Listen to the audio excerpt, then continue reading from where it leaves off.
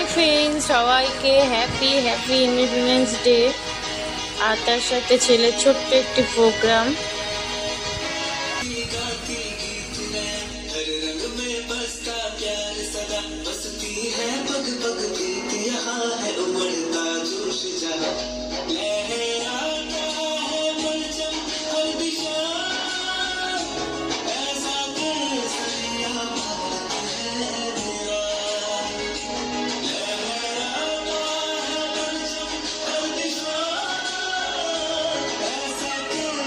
High, তো আজ আমি একটু গাছের খাবার প্রয়োগ করবো, লিকুইড তরল সার। এখানে একটা ছোট্ট কাটালি কলা দিয়েছি আস্ত, আর তার সাথে একটা অ্যাপেলের ছিলকা।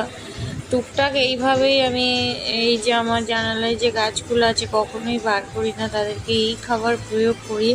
আর এদের রূপ গ্রোথ অসাধারণ। তো